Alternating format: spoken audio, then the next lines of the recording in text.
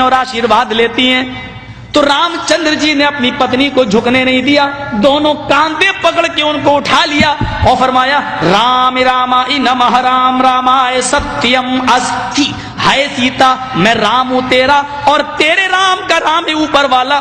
Sanskrit grammar میں یہ رام رام آئے، جب رام کے ساتھ آئے آ جائے تو اس کا معنی ہوتا کا لیے، کے لیے، کو لیے، کی لیے۔ رام رام آئے، رام کے لیے نمسکار کرو، جھکو، یعنی اپنے رام کے سامنے نہیں بلکہ اس رام کے سامنے جو تیرے رام کا بھی رام ہے۔ اے سیتا میں تیرا رام ہوں اور تیرے رام کا رام ہے اوپر والا۔ رام رامائے نمہ، اپنے رام کو پرنام نہ کر بلکہ اس رام کے سامنے جھک جو تیرے بھی رام کا رام ہے۔ اس لیے ہندوؤں میں جب کوئی مر جاتا تو کہتے ہیں رام رام ستیہ ہے۔ ارتھی دیتے وقت شمشان گھاٹ میں لے جاتے وقت کیا کہتے ہیں؟ رام رام ستیہ ہے۔ اب بدل دیا، کہنے لگے رام نام ستیہ ہے، حالانکہ سنسکرت نہیں بدل سکتے۔ رام رامائے ستیم استی، رام کا رام سچا ہے، یعنی رام رام سچا ہے۔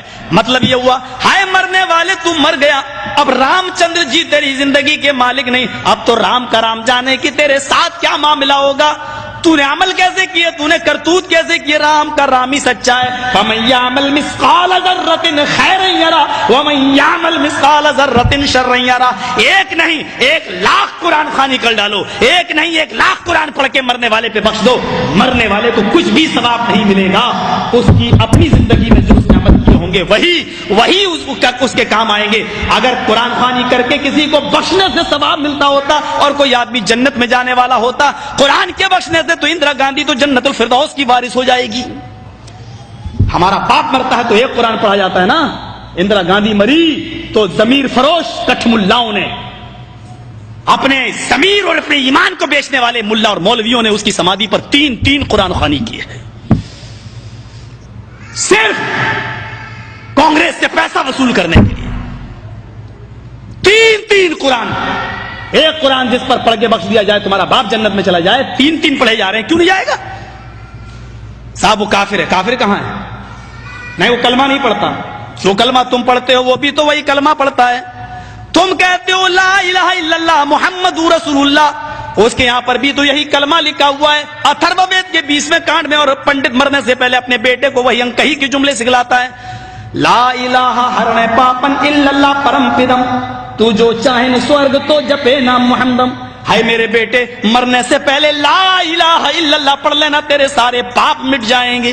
لا الہ ہرنے پا الا اللہ، لا الہ ہرنے پاپن الا اللہ پرم پدم، لا الہ الا اللہ پڑھ لینا، تیرے سارے پاپ ہر ہو جائیں گے، مٹ جائیں گے۔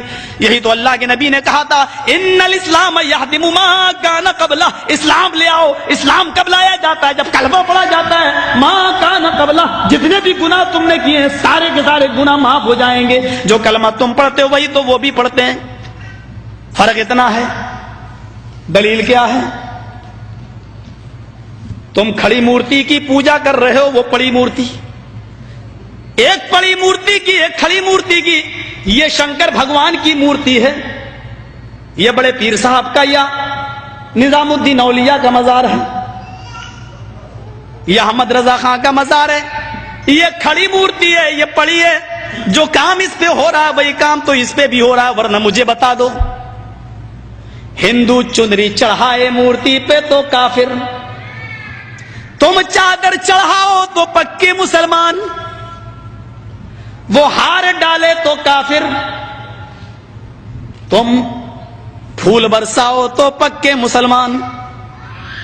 یہ کوئی چیز کھانے کی مورتی پہ چڑھائے تو کہے پرساد، پرساد کھانا حرام، یہاں پر کوئی چیز چڑھائی جائے اس کو کہو تبرک ہے، اور یہ کھانا بڑا مبارک۔ ہندو مورتی دھو کر اس کا پانی پیے اور کہے کہ یہ گنگا جل سے زیادہ پاک پوتر ہے، اس سے بیماریاں صحیح ہو جاتی ہیں۔ مسلمان عرس کے موقع پر قبر دھو کر پانی اس کے بوتلوں میں بھرے اور کہے کہ اس کے آگے تو زمزم بھی فیل ہے، تو یہ پکا مسلمان۔ جو کام اس پہ ہو رہا ہے وہی کام تو اس پہ ہو رہا ہے. اور آج میں فتویٰ دینے کا بھی نہیں ہوں، لیکن آج جذبات میں ہوں، میں یہ فتویٰ دے کے چلا جاتا ہوں. میرے پیارے ساتھیوں، اللہ کی قسم، اگر بھارت کے اور پاکستان کے، ہندوستان اور پاکستان کے، ہندوستان کا یہ 20 کروڑ مسلمان اور پاکستان کا وہ 15 کروڑ 10 کروڑ مسلمان، اگر یہ چادر چڑھانے کے بعد، چنری چڑھانے کے بعد، تبرک کھانے کے بعد اگر یہ جنت کے اندر چلا گیا، تو کعبے کے رب کی قسم کھا کے کہتا ہوں کہ بھارت کا 60 کروڑ ہندو بھی ایک ایک کر کے جنت میں چلا جائے گا.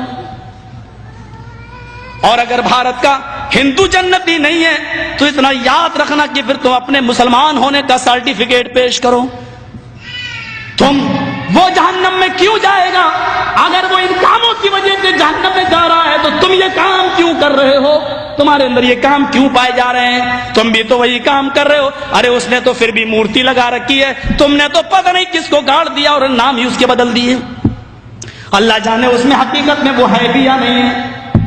مسجد میں ہوں، اللہ کے گھر میں، اللہ کے گھر سے بڑی کوئی جگہ نہیں ہوتی ہے. میں نے بنارس میں اپنی آنکھوں سے دیکھا، اپنی آنکھوں سے ننگا بیٹھا رہتا تھا. جینیوں میں جیسے ننگے بابا ہوتے ہیں نا، انڈیا والوں کو اچھی طرح معلوم ہوگا، وہ گھومتے ہیں آگے اور پیچھے پیچھے عورتیں چلتی ہیں، ان کے دودھ سے نہلایا جاتا ہے. جو گربوتی عورتیں ہوتی ہیں وہ دودھ جب بہتے ہوئے اس بابا کی شرمگاہ کے پاس سے آتا ہے تو اس کو بھر لیتی ہیں، گربوتی عورتوں کو پلایا جاتا ہے تاکہ بچہ نیک پیدا ہو. میں نے نوائے اسلام میں ایک موضوع لکھا تھا کہ اس سے بچہ نیک پیدا ہوگا یا بے شرم، یہ تو خود ہی پتا چلے گا. کیس چل گیا تھا میرے اوپر. غور کریں آپ، ننگا بیٹھا رہتا تھا، ایک ٹائم کی نماز نہیں پڑھتا تھا، اس کو وضو بنانا نہیں آتا تھا. مر گیا جب وہ، اس کا مزار بنا دیا گیا. 3 سال کے بعد اس کا نام رکھ دیا گیا ننگا بابا. نام بھی ہے ننگا بابا. ان کو نام بھی ایسے ہی ملیں گے، اللہ کی قسم ان کو صحیح نام بھی نہیں مل سکتے. ننگا بابا. ذرا بتاؤ کہ ننگا رہنا کون سی شریعت میں ہے؟ کون سا مذہب ننگا رہنے کی تعلیم دیتا ہے؟ کون سی تہذیب ہے ننگا رہنے کی؟ اور یہ نام تک رکھا گیا ننگا بابا. بابا پر رکھا ہوا ننگا بابا باقاعدہ. جیسے بریلی کے اندر تھا کتا بابا، اب تو بدل دیا لوگوں نے، کہتے کتب بابا، کتب کر دیا. لیکن رکشے والے سے کہو کتب شاہ کے مزار پہ جانا تو جانتا ہی نہیں جب تک یہ نہ کہو کتا بابا.